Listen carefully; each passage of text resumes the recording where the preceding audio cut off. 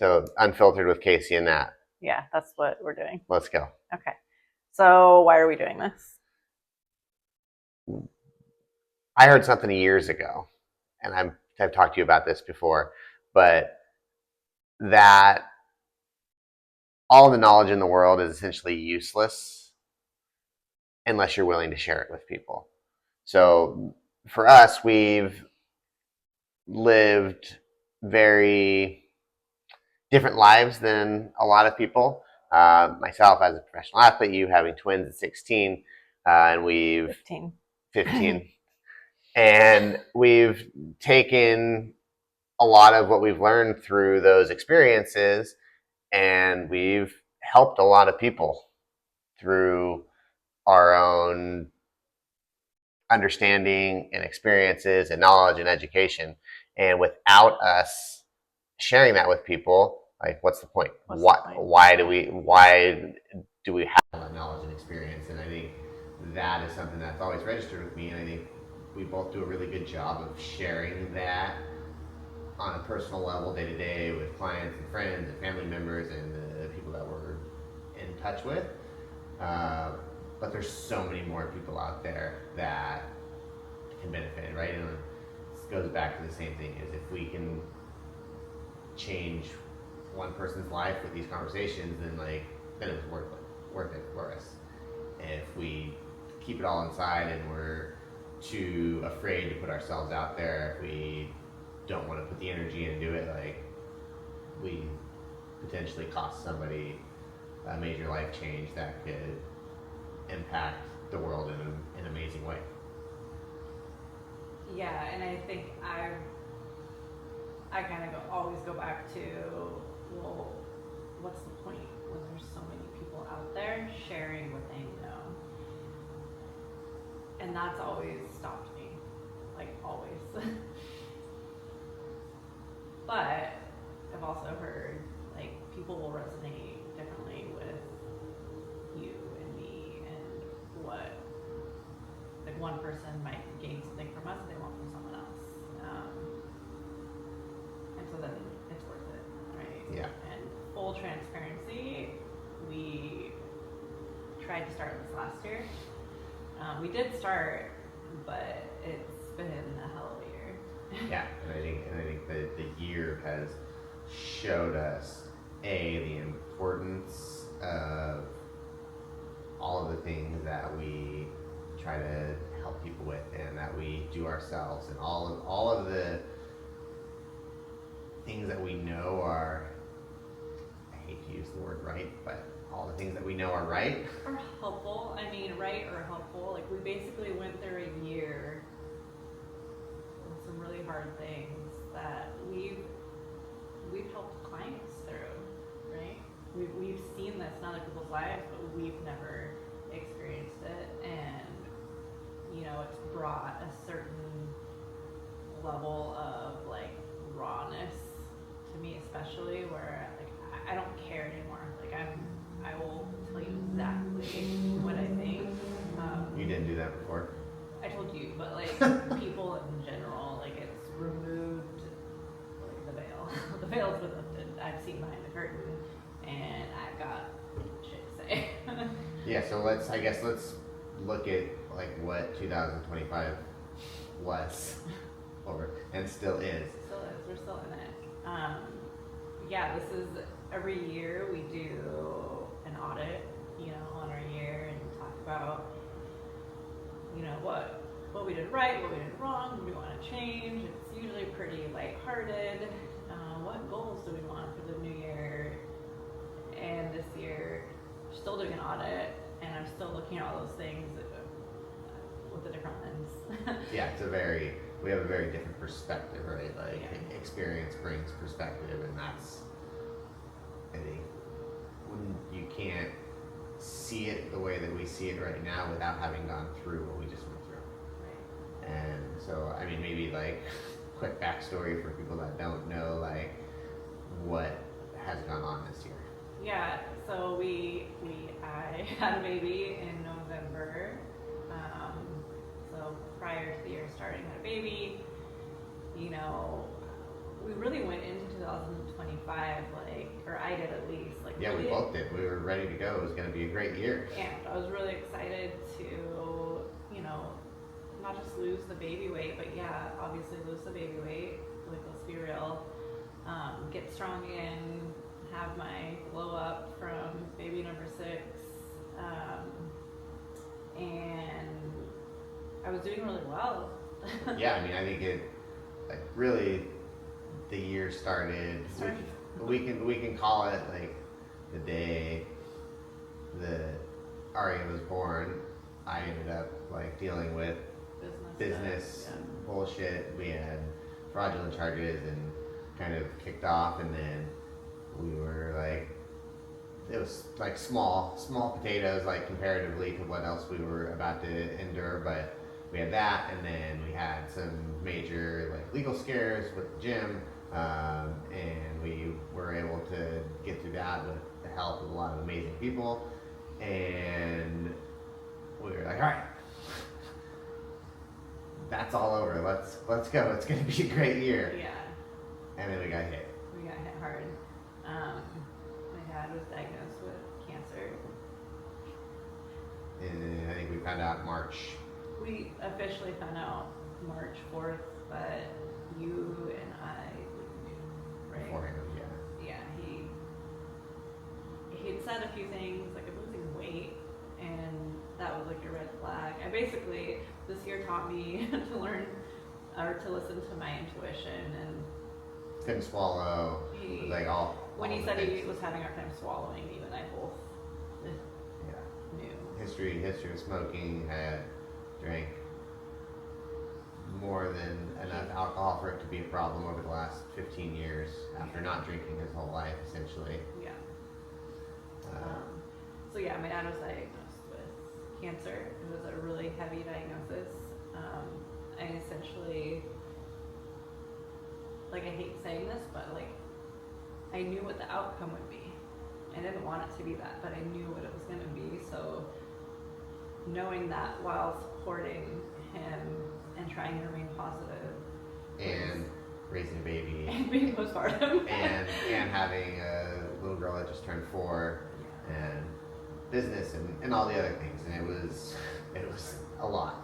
And we both wanted to show. Like, I tried really hard to show up, but I couldn't show up for anyone outside of my immediate. I could barely show up for me, and I know I definitely didn't show up for you. So yeah, this year.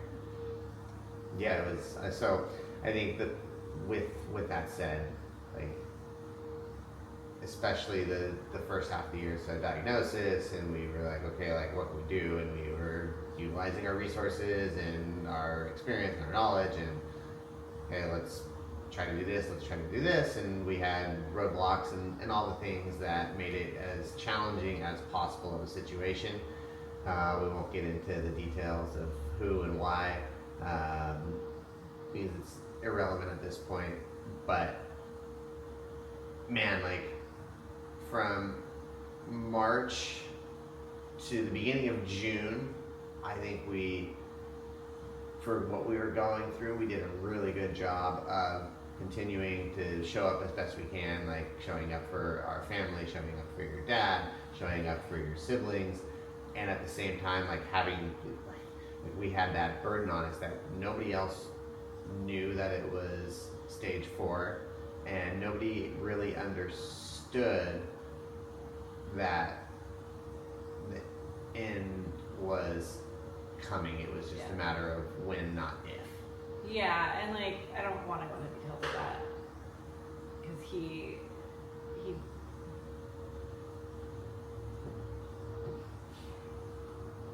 didn't really want people to know that it was stage 4, and so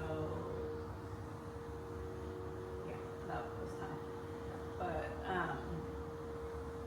when you have that type of a diagnosis in your family, whether it's a parent, a sibling, or whoever, or spouse, God forbid, like, your life kind of stops. Like, there's no planning. Like, you can't plan anything because everything depends on that.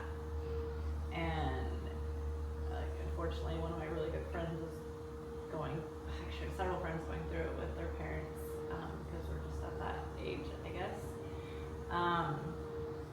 And it's been, I hate to say nice, but validating to talk to them on like what it feels like. Like there's no planning. You're on this roller coaster ride that you didn't ask to be on, and you just feel like this constant like ball of anxiety and dread. So what were the things that like helped you get through it? Whether like was there stuff that you had done like previously, like up until this point in your life, or was there stuff that you did like in the moment to help you like deal with the stress and like stay as present as you can, I guess? I don't even know if it's possible to stay present, and I'm not sure I did stay present, but I can say I did my best, like in all regards. Just a lot of things had to shift. Like I, for whatever reason, like really struggled to listen to podcasts suddenly. Like I love podcasts, but like I had to listen to like uplifting music all day, every day. You sent me, so this is one of the podcasts I could listen to, the one Playing Hurt by Ed Milet. And that I listened to on repeat because I essentially had to play Hurt for 6 months. And by play, like obviously I wasn't playing sport, although I was doing outrigger. Like playing Hurt just meant like showing up in life, taking care of the girls, like just like waking up and getting out of bed every day. It was like me playing Hurt, and working out as like scattered as it was, and there wasn't really a rhyme or reason. Like normally I love following a program. I sell programs. Programs are like it for me, but I couldn't even think.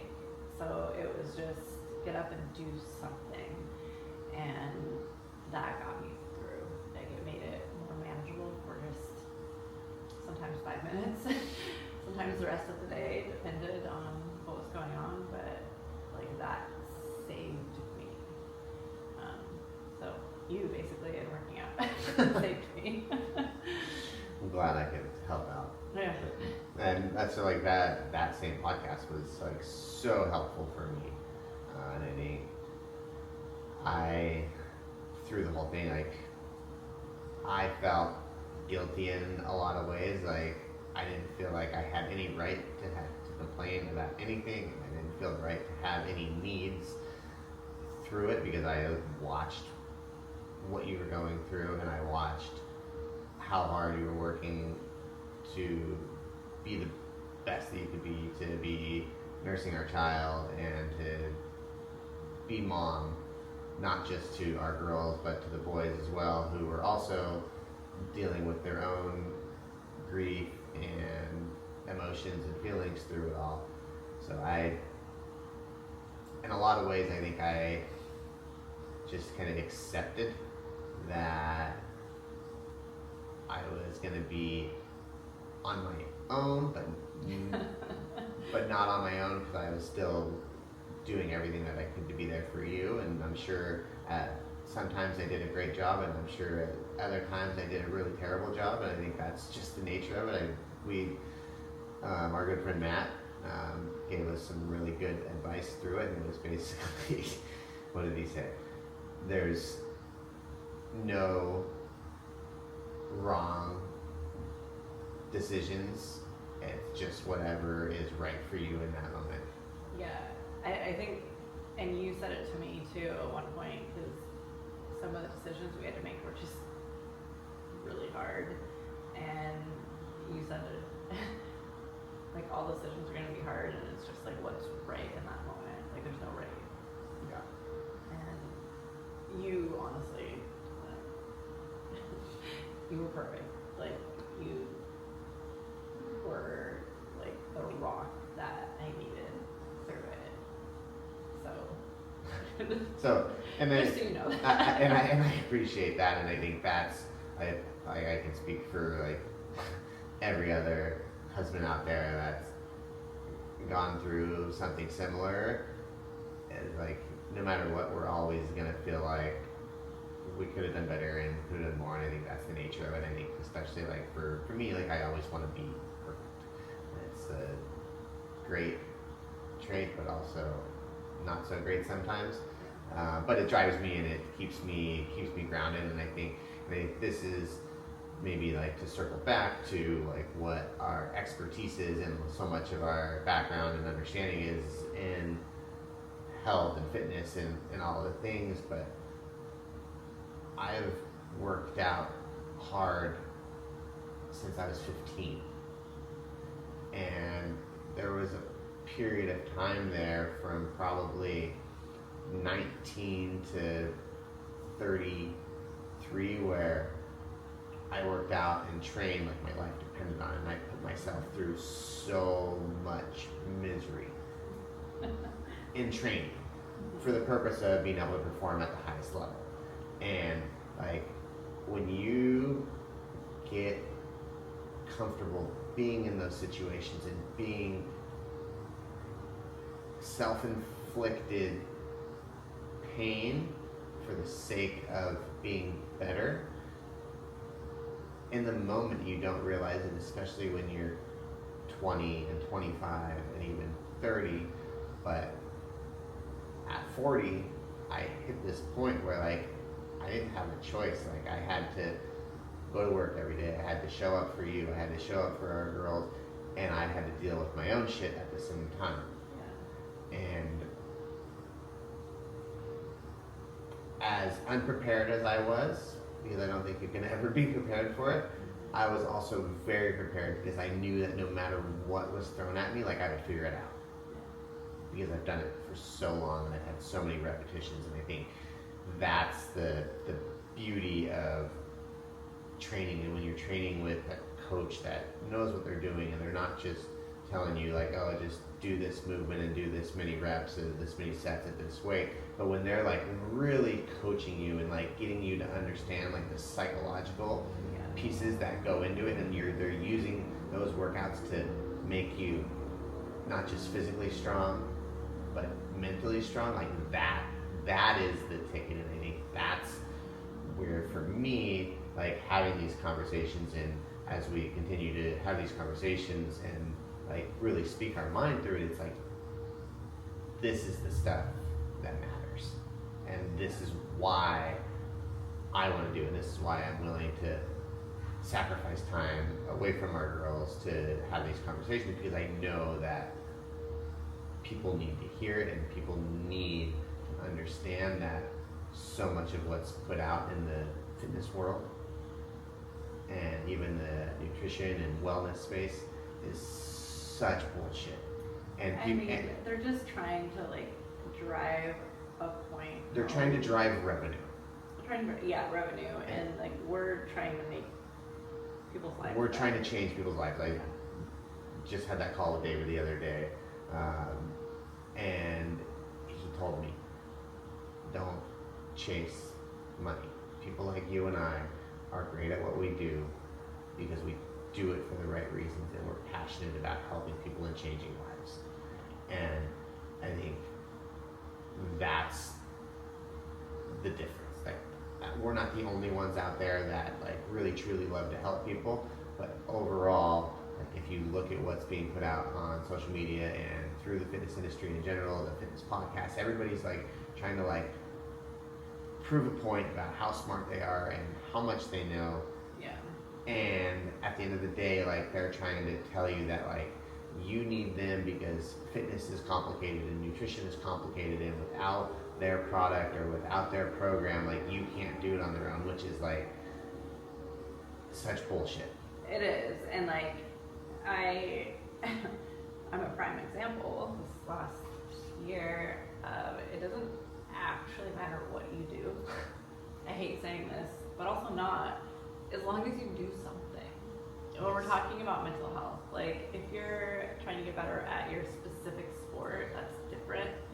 But if you're trying to gain confidence and be healthier, like just do something. do something. Do something. And I mean, so like I've been over the last, what has it been, 9 months, I've like really kind of like honed in on my demographic, on like who I really spend the most time with, and it just kind of naturally happened. But it's a bunch of guys that work really hard and have families and are dealing with life the same way that everybody else, and they're running huge businesses and they're traveling, and all of them tell me on a regular basis like, oh, this workout wasn't that hard, I'm not that sore. But then they look at pictures of themselves and they're like, man, I look so much better. And they're like, ah, oh, I feel better and I sleep better and I don't have as much stress. And it's because all we're doing is getting them to be consistent. Yeah. And these are guys that are high performers, right? Like performing at really high levels in the business world. And it's like, it doesn't matter if it's mom or dad or CEO or professional athlete, like consistency is always going to win. And then yeah, like if you want to reach that top 5%, like you're gonna have to push in a little bit different way. You're gonna have to push and do some things that aren't necessarily gonna be great for longevity.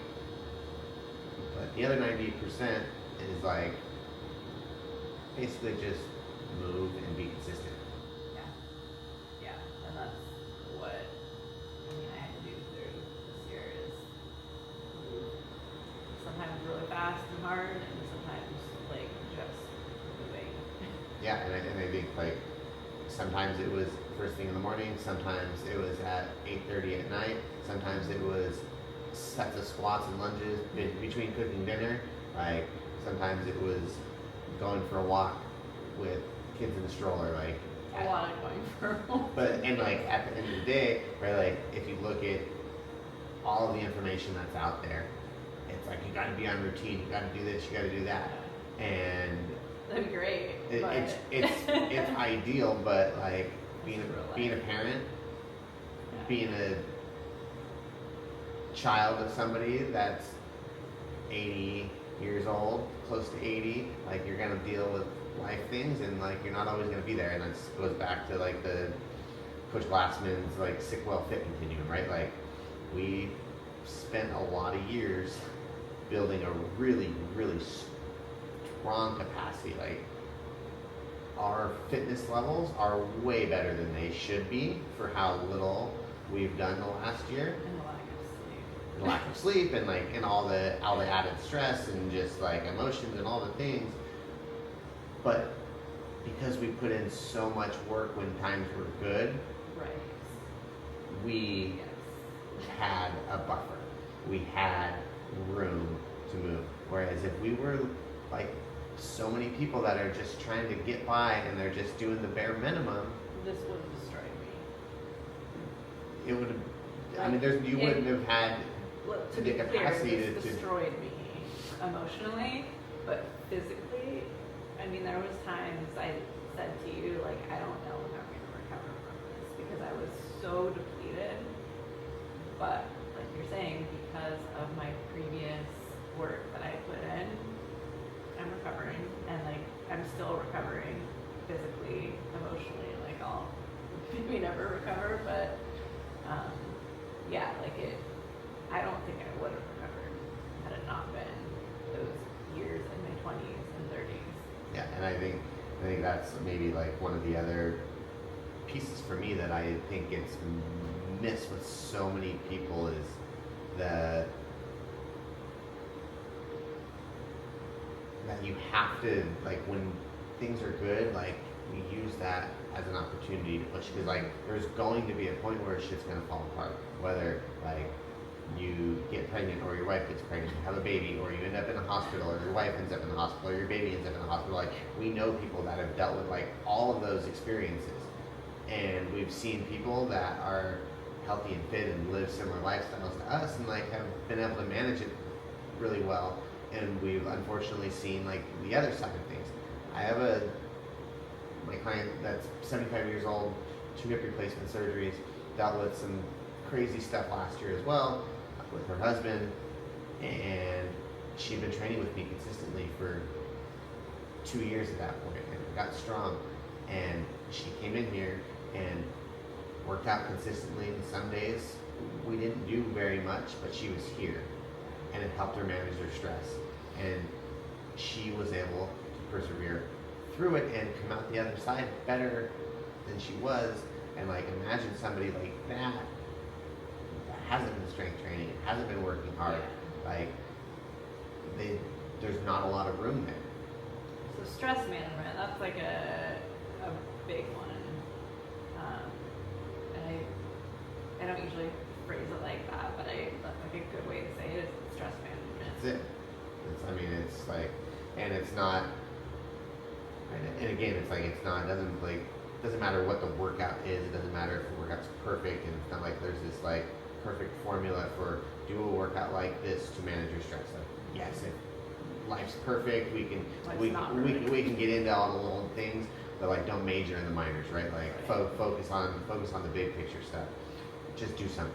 Like, you feel shitty, and you have 20 minutes, and you don't want to do anything, but it's nice out, go for a walk, go surf, go swim, like, go ride a bike. You want to work out, you feel good, you like to lift weights, like, cool, go lift as heavy as you can for 30 minutes if that's what you have. Like, do something to get yourself feeling better. And like, once you do that, then you'll probably end up eating better, and then you're going to end up sleeping better, and then the next day is going to be better, and you can build a snowball effect, and then something's going to happen again, and you start the whole process over. And that's basically what you and I have done over the last year. Yeah. I don't know, mine was like a slow, like, downhill spiral, I feel like. So, that sounds terrible, but,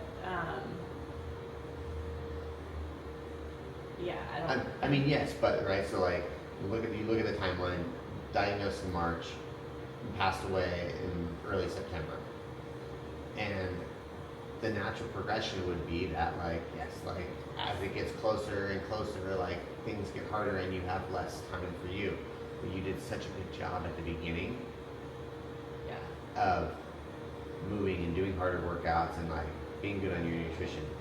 And again, right, like, that builds the buffer, so like, as it got closer and as the workouts were farther and fewer between and there was less intensity and your nutrition was shitty, like, you had a little bit of buffer. But imagine, like, if you ate McDonald's and pizza and drank Starbucks lattes all day, every day, leading up to that, like, you would have fallen apart physically, mentally, emotionally, like, way earlier. Yeah, I mean, I was already falling apart, but I would have physically not been able to continue because it was such a highly demanding situation.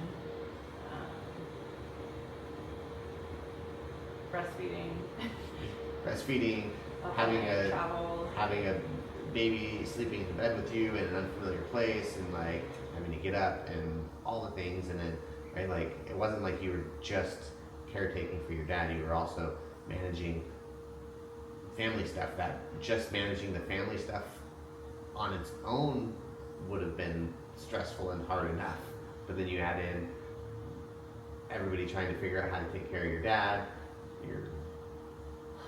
Let's talk about the good parts.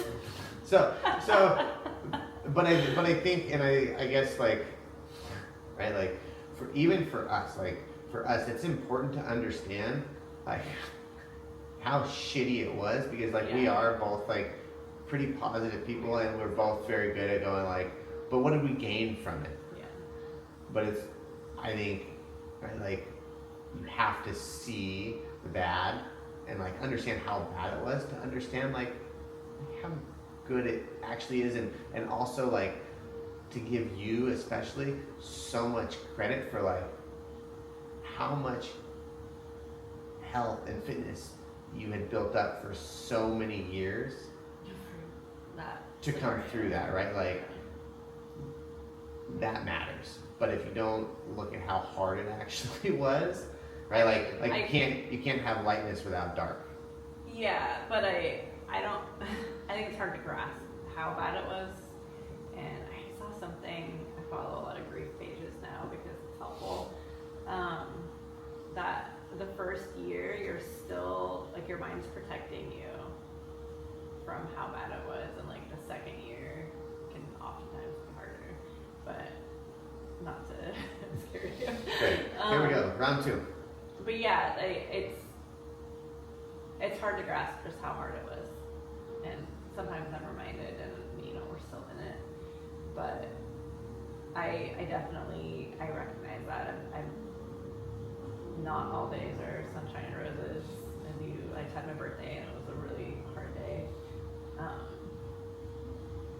But we had a lot of other days before and after your birthday that were through the great. pain, there's a lot of purpose that comes from it, and it's like, part of it's going into my 40s, losing my dad is just like, okay, I get it. I get now what my purpose is. Like, I've done some of the hardest things I will ever do, and I have no reason not to push forward with what I believe in. And so, like, that's really cool. Like, as much as it sucks, like, I'm glad to have my dad back any day of the week from this. I know he'd be proud of me pushing forward with what I believe in. So I definitely see the good and the bad. Don't worry. Yeah, and I think that's it. Is like we've to kind of go back. Is like we did a really good job this year of continuing to focus on what we could and like being okay, like letting the other stuff go. And I think especially for me, like that is not an easy thing to do. That's not your strong suit. Like we set out like, okay, we're gonna do this and we're gonna record episodes and we have this going on and we have that going on, and I held on strong for a little bit, and I hit a point where I just didn't have the bandwidth anymore, and I was like, what's more important, me making sure I get a social media post up, or being there for you, or being there to take the girls out because they hadn't been out all day because you were having a tough day or whatever. Like it was an easy decision, even though it was not an easy thing for me to do, to kind of start to let go of stuff. So I maybe learned some balance through this. Whoa. Still, hold on. Still not very good. I didn't say I'm good at balance. Okay. I said I learned some. You learned a little bit. I learned a little bit.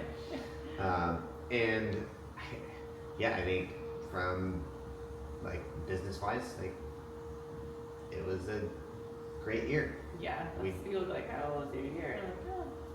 It was like the hardest year, and then ever, also like business-wise, business-wise, like we did a lot of good, and maybe like part of it was like having that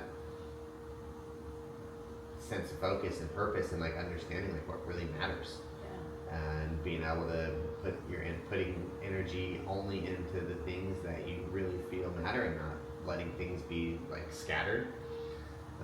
And I think for both of us, it made us really appreciate our health and our fitness. And I think I know I'll speak for me, I won't speak for you, but like working out for me for so long was like purely about performance, and the way that I ate was about performance. And then there's also like that vanity piece in there, and I'm not afraid to talk about that, but like I care what I look like. It's my job, and I don't ever want to have somebody come in and question like, why am I getting coached by you? Like, you don't look the way that I want to look. And it's a whole different issue. We'll talk about that a different day. But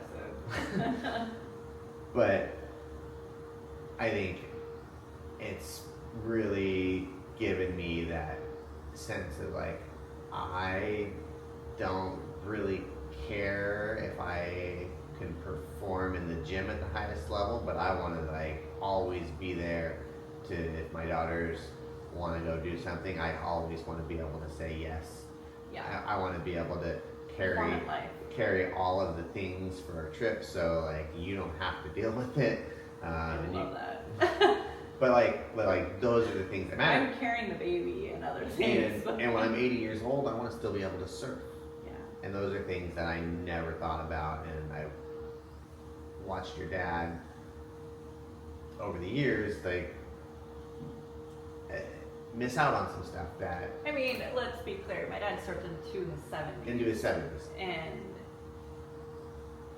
was working out every day until his diagnosis. So like he was a very athletic and young 77-year-old. People were shocked by his diagnosis because of that. And like that's like the hard truth is that no matter what you do, like you don't know. You don't know. So and I get, I mean, like, yes, and it's also like goes back and proves like your dad's diet and nutrition was far from great. Far from, but like again, like there's a spectrum. If we're talking about like McDonald's and that wasn't him. So no, like he was more like in the middle. He was in the middle, right? So I guess like so he was like in that like middle ground, what I would just call like mediocre as far as nutrition. I don't care who you are. You can have the best diet in the world, and you can argue with me about this. If you have stress in your life, that'll outweigh whatever it is you eat. And like my dad, God bless him, like amazing father, amazing grandfather, and gave us like an amazing example of what it looked like to be active and work out. Like he was on his bike, like in his last days, he was like saying he was talking about going on a bike ride. Like, like he was not your average 77-year-old. Not at all. And I think, and I guess that's where maybe I'm going with this is like, as physically active as he was, like it shows how important the other areas of health are. Like 10 years ago, me, 15 years ago, me, like I would have never in a million years said I'd be like, all you got to do is just work out all the time and you'll be fine. Yeah. And now it's like, it's not just working out, it's not just nutrition, but like the stress management and not just like, oh, I got in a fight with my wife or I lost my job, like not just that type of stress, but like daily stress, like there has to be like consistent release in a consistent way that you're managing and dealing with stress, whether you're cold plunge, sauna. He was managing stress by working out, and it like got him really far. But like, there's and I'm not just speaking like about him, but like in general, like that age group didn't have as many ways to manage stress, right? Like I'm not like, Dad, just try breath work, which you probably would have, but we just have more tools now. More tools, more understanding, more experience, and that's right. Like that's it. That's why this conversation is happening. Is so. That being said, like not to be the Debbie Downer here, but I'm probably gonna be forever. Control what you can control, right? Like we don't know what's gonna happen tomorrow. We don't know what diagnosis any one of us could get at any point in time. What I can control is what I do every day right now. You know, barring some horrible diagnosis or accident or, you know, life happening, like control what you can control. And that's what this last year taught me. Because like all of that was completely outside of my control in like the worst possible way. And I'm only able to cope with it by being outside, moving my body, listening to music, dancing with my girls. Like those things are what got me through.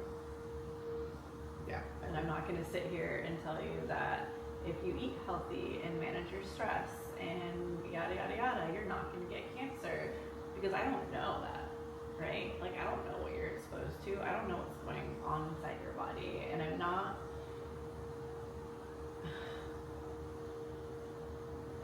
so cocky to believe that I have all the answers. I think that's it. Is like we don't have the answers. We have experience and understanding, and exactly that. Like this year taught us like how important it is to live every day and give it meaning. Right. Right. And not because you don't know, like like we could walk outside and get struck by lightning, like the world could end, like who knows? Crazy shit happens every day. But the reason, right, like, so like going back, like the reason that it's important for me to work out and to eat healthy and to take supplements and to do all the little things is because when I wake up tomorrow morning, if I have the opportunity to go surf or to go take my daughter surfing or to go surf with you or to go do whatever opportunity arises, I want to be able to say yes, and I don't ever want to have to say no. Like that would be the most terrible moment of my life, is if somebody invited me to go do something and I wanted to do it and I couldn't because I physically wasn't able to. That would destroy me. So, how's the end of the year been? Okay, let's talk about the good. Okay. Let's go over the good from the year. Purpose, right? Like out of like the complete suckfest that it was, like our sense of purpose is even stronger. Like purpose, perspective, for sure. Perspective and family. Like I watched my family come together in a beautiful way. Like, you know, my siblings for each other and for my dad and my sons. Like my sons showed up for me when I needed them and when my dad needed them. And like, obviously a diagnosis shows you what's important, but it was just really cool to see my grown sons like show up and do some really hard things. And you know, we're all still here and we're closer because of it.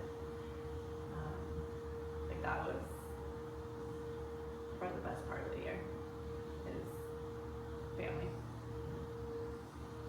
I think just like some of the other stuff, like some highlights, like you launched that program with Sienna in the middle of all of it, which is like, would have been really easy to just say, no, I can't do it right now.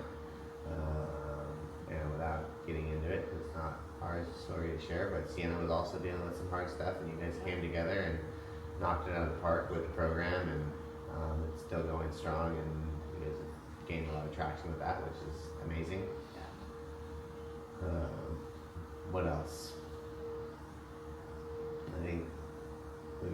I think we've all come together. I think our relationship, we went through something really hard together, and I think without the foundation that we had, it kind of like really showed us that our relationship is what we believed it was. And I can see how people can be torn apart though, right? It's easy to see, like, had you been resentful and, you know, wanting attention when I couldn't give it to you, like, I can only imagine you become resentful, then I become resentful, and like.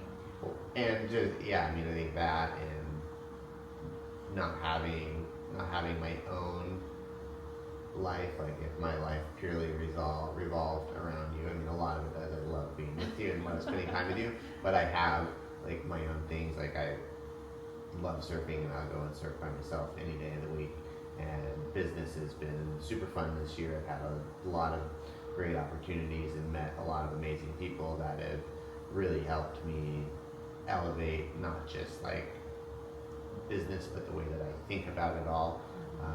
And I think it would have been really easy. We've talked about this, but it would have been really easy when I had the opportunity to bring a group of guys in to say, no, I don't have the capacity to do it.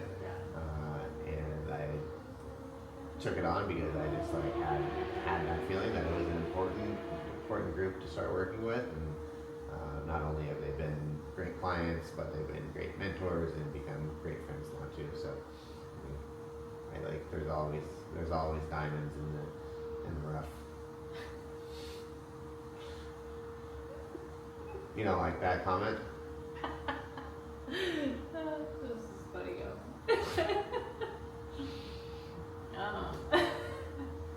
Yeah, okay, so what else? What are the questions? Okay, we had some questions, and then we'll wrap up. Let's see. And then where are you taking me to dinner? Ooh, I don't know. Where do you want to go? We haven't had a date for a hot second. Okay. That's not true. We had a date in Nicaragua for our anniversary. We did. Our anniversary was 2 weeks ago. Okay. I want to know what you guys talk about in bed before going night-night. We talk about nothing because we have right a now, baby that doesn't like to sleep by herself, so we get in bed and we're dead silent. Okay, that's not exactly the full truth. The full truth is that our baby still sleeps in our room. She has a crib in there, and if she wakes up, she wants to be in my armpit or yours. So we don't have our pillow talk in our room, right? Is that what it's called? Pillow talk? Pillow talk. So we have a couch chat before we go to bed because we literally can't talk in bed. You know. And what do we talk about? Could be a new number of things. We talk about everything. It could be. Who do we talk to? We don't say it, but like we were talking to someone recently who was saying, "Oh, I remember that." Someone else was being like, "What do you guys talk about? You've been married. Like, what's there to talk about?" We have a lot to talk about, and part of it's because we have kids, a business, and we don't see each other most of the day. Or if we do see each other, like there's kids, and we don't really. That's like our time to like we catch have up not on just kids. We have girls, and so the amount of talking. A lot of chatter. A lot of chatter. So yeah, we catch up on our day. And like to be fair, in some nights we both are like so exhausted, and we're like, we don't have anything to say. Well, we do, but it's like, oh, let's talk about it tomorrow. Yeah. But it's like literally, I'm like, well, how was work today? Like, what happened? And I mean, we just don't have a ton of time to talk. So we get excited. So there's nothing about like too exciting about our pillow talk. I mean, sometimes we talk about fun things, I guess, but we always have things to talk about. Yes. Sometimes we're too tired to talk about them. Yes. That's the Fair. point. Okay, the other one is how do you help each other stay on track? That's an interesting one because We're very competitive. That's the gist of it. okay, we are competitive, but like let's look at this past year. I have a good example. Like how do we help each other stay on track? You literally made an appointment for me to go to therapy. And like I know the question's probably talking about like food and working out, but like that's a piece of it, right? Like it's the whole like lifestyle piece. Like it was shortly after the diagnosis and I was like not coping at all. And you Yeah, I mean there was a lot of times where I would just be like, I got the girls, go walk, go work out. And so that's how we help each other when things get really hard. And I think you're just always understanding that like I need to go and get out and I need to go surf and so like there's not like a question when I get up in the morning and I don't have early clients that like I'm gonna be in the ocean and I'll be back when I get back. Yeah. So I think understanding, but I think outside of this year, it's kind of the same question. How do you guys hold each other accountable when the other one's having a hard time? So we can let's like go like before this year. Yeah, before this year.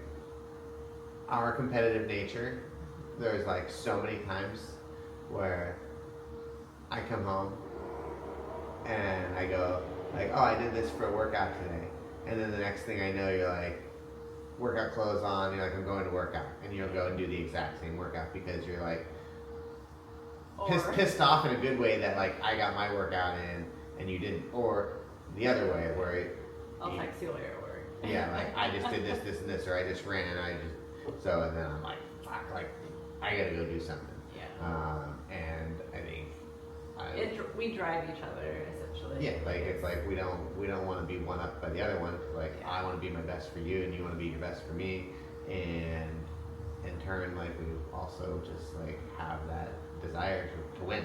Yeah. And that's part of it. I just thought of something else amazing that happened this year because I saw the photo pop up on my phone. Amidst all of this chaos, it was really hard. My son Joey, my youngest son, left for boot camp.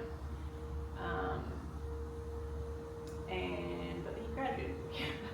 The bright spot, he graduated, and his older brothers went in uniform. I got to watch him graduate. We all got to watch him graduate, and it was just like the coolest thing. So another bright spot. He graduated high school and graduated Coast Guard.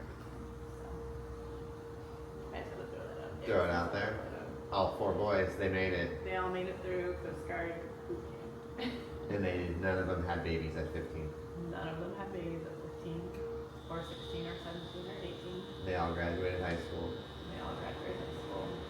It's pretty big time. Yeah, big time. Closing thoughts? Closing thoughts.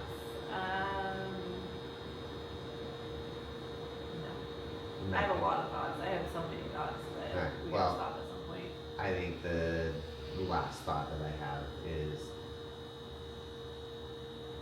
looking back at our year and like that understanding of how important it is to continue to push yourself and to be the best that you can be every day, because something is going to happen, and when that something does happen, accept it and do your best to stay on track, even though it's far from perfect. Yeah, you're building a buffer. On your good days, weeks, months, like you're building a buffer so that one day when you face hard things, because everyone's gonna face hard things, you have a greater capacity to deal with it without it destroying you. So as I get old, you gotta remind me that. Oh, I don't think we're ever gonna forget it. Like, I thought you were gonna say you're never gonna get old. That was gonna make my day, but it's no, not. you've been old since I met you. Old man at heart. And side note, you thought that I was how old when we met? I don't know. but You I thought that I you was were 40. And I was 25. You acted.